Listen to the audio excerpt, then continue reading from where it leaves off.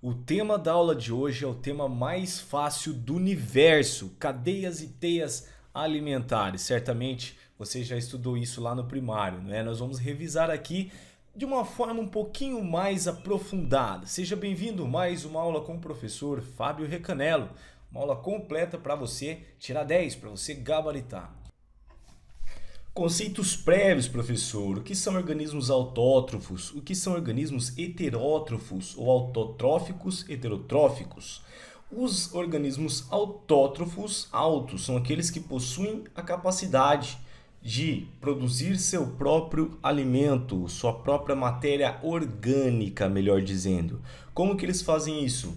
Eles utilizam o gás carbônico da atmosfera mais água, transformando isso em compostos orgânicos, hidrocarbonetos, mais água e oxigênio. Professor, isso aqui é o contrário da respiração dos animais que estudamos lá na mitocôndria. Isso mesmo, carinha, para você ver como a natureza é um ciclo, né? O que nós liberamos, que é o gás carbônico e a água, eles são utilizados pelos organismos autótrofos para produzir matéria orgânica e assim forma um ciclo mais lindo da natureza. Como que eles produzem seu próprio alimento? De duas maneiras, realizando fotossíntese. Foto, lembro que luz, a fonte de energia é a luz, a fonte de energia necessária para fazer essa reação aqui, ó, para converter o gás carbônico em matéria orgânica é a luz. Então, você lembra a fotossíntese, a luz que vamos estudar em botânica. 2. Realizando a quimiossíntese. Ó, síntese por meio da químio. O que é químio? É através daquela energia que está localizada nas moléculas, né? A energia necessária para converter o gás carbônico em matéria orgânica provém de reações químicas.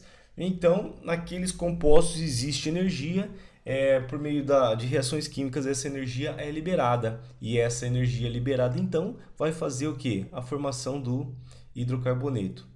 Vai ser utilizada a energia para fazer essa reação aqui. Então nós temos duas maneiras, resumindo, síntese do hidrocarboneto como fonte de energia a luz, foto, ou síntese do hidrocarboneto e a fonte de energia é a energia de moléculas químicas. Exemplos de organismos autótrofos. Temos as algas verdes, as algas pardas, as cianobactérias ou algas azuis pertencentes ao reino Monera.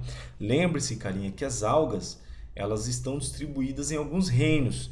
Tem alga no reino vegetal, alga no reino protista e algas do reino Monera, como as cianobactérias. Vamos falar disso em outras aulas. As árvores, bromélias, plantas carnívoras. As plantas carnívoras também necessitam da luz para sobreviver. Elas também fazem fotossíntese. Só que essas algas, elas vivem num solo muito ácido e pobre em nitratos. Por isso, elas precisam complementar aí a sua dieta capturando insetos e pequenos animais. Tá? Elas têm déficit de nitrogênio no seu organismo. Algas também aqui, ó, do fitoplâncton. Essas algas do fitoplâncton que ficam aí nos mares, elas são consideradas, sim, as algas, elas de forma geral, elas são consideradas o pulmão do mundo. Muitas pessoas acham que a floresta amazônica é o pulmão do mundo, que produz maior quantidade de oxigênio, mas não, são as algas que produzem a maior quantidade de oxigênio. Por quê? Essas outras árvores de porte maior, elas consomem muito, elas produzem muito, só que elas consomem muito também. Já as algas, elas mais produzem do que consomem. Por isso, elas são consideradas o pulmão do nosso planeta. Importância dos autótrofos. Os autótrofos, por serem capazes de produzir matéria orgânica, são os grandes produtores de nutrientes dos ecossistemas. É neles aí que irá começar a cadeia alimentar, são os produtores. Organismos heterótrofos são aqueles que não produzem seu próprio alimento, eles não têm a capacidade de produzir matéria orgânica, sendo assim eles precisam se alimentar de animais ou vegetais. Aí temos os onívoros. Onívoros são aqueles que se alimentam dos dois, animais ou vegetais. Exemplo, nós, seres humanos, também aí os porcos, entre outros animais. Os carnívoros, que se alimentam de animais. Herbívoros, que se alimentam de vegetais. O zooplâncton, pessoal, muita atenção. O zooplâncton é a base do ecossistema marinho. Ele serve de alimento para outros animais maiores. Eles são heterótrofos, eles não produzem seu próprio alimento. Sendo assim, eles precisam se alimentar. Qual que é o alimento do zooplâncton? O fitoplâncton. O mais comum é o fitoplâncton, então eles se alimentam de pequenas algas do fitoplâncton, tá?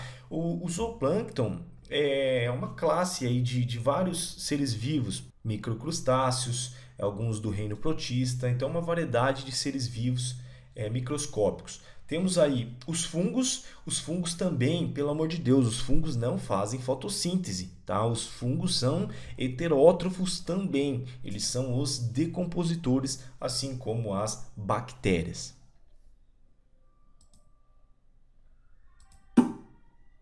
Cadeias alimentares. Pessoal, as cadeias alimentares elas nos mostram o fluxo, para onde que vai a energia, tá? Por onde flui a energia nas relações entre os seres vivos. É uma relação alimentar entre organismos de um ecossistema. Representa a série de organismos pela qual flui a energia inicialmente assimilada pelos produtores. Exemplo de cadeia alimentar no ecossistema marinho. Eu trouxe como exemplo aqui uma cadeia alimentar no ecossistema marinho porque aquela do sapinho comendo gafanhoto, a cobra comendo sapinho, você já viu no primário, né? Então vamos trazer aqui um exemplo digno de vestibular. O principal produtor dessa cadeia alimentar é o fitoplâncton. Aqui, então, toda a cadeia alimentar tem um produtor. Aqui tem 100% da energia. O fitoplâncton são aquelas algas. O fitoplâncton, então, ocupa o primeiro nível trófico. O primeiro nível trófico são sempre os produtores. Aqui nós temos um microcrustáceo do zooplâncton. Ele é o consumidor primário. O consumidor primário ocupa o segundo nível trófico. Então, aqui são os consumidores dessa cadeia alimentar. Aqui nós temos um peixe ocupando o terceiro nível trófico. E aqui o bacalhau, consumidor terciário, ocupando o quarto nível trófico. O consumidor quaternário ocupando o quinto nível trófico, aqui como exemplo o tubarão. E por fim, os decompositores que ocupam o último nível trófico. No caso aqui o sexto nível trófico, não é? Então toda a cadeia alimentar possui o quê? Produtores, consumidores e decompositores. Quem são os produtores? São sempre representados pelos organismos autotróficos, que são aqueles que fazem fotossíntese ou quimiossíntese. Os consumidores são sempre heterótrofos, são representados pelos organismos carnívoros, herbívoros ou onívoros de um ecossistema. E os decompositores são também heterótrofos, porém são os únicos capazes de converter a matéria orgânica em compostos inorgânicos. Simples. Quem são eles? As bactérias e os fungos. Eles são os decompositores que ocupam o último nível trófico em um ecossistema. Algumas observações importantíssimas para a sua prova. Alguns bizus. As bactérias podem pertencer a qualquer nível trófico, desde produtores, fazendo quimiossíntese, a consumidores, as parasitas e também decompositores. Então nós temos bactérias produtores fazendo quimiossíntese, nós temos consumidores, bactérias que parasitam os animais, né? São as bactérias as consumidoras, e também temos bactérias realizando a decomposição. Então elas ocupam qualquer nível trófico. Você vê a importância das bactérias no ecossistema. Uma cadeia alimentar geralmente apresenta 3 ou 4 elos. São raros os casos de mais de 6 elos. Isso porque a energia ela vai diminuindo com o passar da cadeia, né? Aqui nós temos 100%, aqui 50% e vai diminuindo. Por isso que a cadeia ela não pode ser muito longa, por causa do fluxo de energia. Teia alimentar. A verdade, meu querido, é que cadeias alimentares não ocorrem isoladas nos ecossistemas. Não é sempre que a cobra vai comer o sapo. Tá? Você pode ver que o diagrama mostra várias relações alimentares ali possíveis. É isso que mostra a teia alimentar. Então, como que cai na prova isso, professor? No diagrama ao lado, perceba que o sapo, por exemplo, pode ser o consumidor secundário ou terciário. Então, nós temos aqui o sapo, tá? Ele pode ser o consumidor secundário, né? Olha só, esse aqui é o consumidor primário, então o sapo é o consumidor secundário.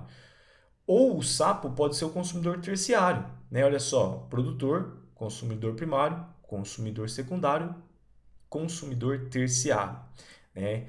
A águia está no topo da teia alimentar. Aí você entendendo só o exemplo do sapo, você entende os outros animais como que funcionam.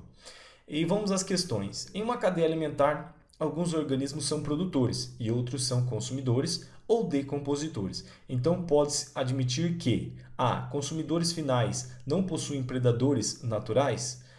Pessoal, verdade. O consumidor final, como é o exemplo da águia lá no topo da cadeia alimentar, ele não possui predador natural. Gabarito A. É só comentando as outras alternativas? B. Somente as plantas são organismos produtores? Não, algumas bactérias e todas as algas fazem também fotossíntese. B. C. Consumidores primários geralmente são carnívoros? Consumidores primários são herbívoros. Decompositores realizam fotossíntese ou quimiossíntese? Não, os produtores realizam fotossíntese ou quimiossíntese. As relações de uma cadeia alimentar são harmônicas e interespecíficas? As relações de uma cadeia são desarmônicas, né? Ali a gente viu ali o predador e a presa. 2. Considerando-se apenas a cadeia alimentar, algas, copépodes, peixes, fragata. E sabendo que a fragata voa sobre águas próximas da costa e nidifica em ilhas rochosas, o que mais se aproxima do conceito de nicho trófico funcional ocupado por essa ave. É dizer que seu nicho, você pode dar um pause no vídeo, tentar resolver, se não conseguir, aperte o play, carinha. Vamos lá. É o mar costeiro, onde obtém o alimento? Já estudamos nicho ecológico. Ele é muito mais abrangente que isso. Ele envolve o local de reprodução, o que esse animal come, aonde ele costuma ir, quais são as suas presas, né? Quem são seus predadores. É todo o papel desempenhado pelo animal.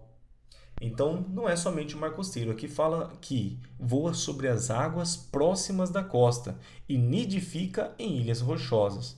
Tá? Então, são as ilhas onde nidificam? Também não, é mais abrangente que isso. É o de consumidor primário? Não, ele não é o consumidor primário. Ele é o consumidor, olha só, consumidor primário, consumidor secundário, ele é o consumidor terciário. É o predador de peixes? Exatamente, é o predador de peixes nesse ecossistema, nessa cadeia alimentar. Então, gabarito dado. Tá aqui as imagens, as algas, aqui os copépodes, que são os microcrustáceos, muito abundantes na natureza, assim como os insetos, são muito abundantes. Aqui os peixes e aqui a fragata. 3. Quando nos referimos a uma cadeia alimentar, é correto afirmar que a armazenagem de energia utiliza trifosfato de adenosina apenas nos consumidores e nos decompositores? Meu Deus, não. Nos produtores também. A principal forma de armazenar energia é ATP. B. Na armazenagem de energia é utilizado o trifosfato de adenosina, tanto nos produtores quanto nos consumidores? Correto, pessoal. Olha só, esse é um exercício, se não é a A, é a B, né? O cara tem 50% de chance de acertar, porque uma exclui a outra. Alternativa correta, alternativa bola. A principal fonte de energia é o ATP. Vamos falar em energia na aula que vem. Tá? Vamos falar do fluxo de energia nos ecossistemas e pirâmides ecológicas. 4. No Pantanal, plantas aquáticas servem de alimento para os lambaris, pacus e capivaras. Nesse ambiente, piranhas alimentam-se de lambaris e pacus. Já as ariranhas sobrevivem, alimentando-se de pacus e piranhas. Na teia alimentar descrita no trecho acima, os organismos que ocupam 2 níveis tróficos são... Bom, vamos colocar isso aqui num diagrama, né? Fica muito mais fácil para você enxergar e não responder errado essa questão ridícula. Plantas aquáticas, então, ocupam o primeiro nível trófico. Se essas plantas aqui servir de alimento para o pacu vai ser o segundo nível trófico, e se o pacu servir de alimento para as ariranhas terceiro nível trófico.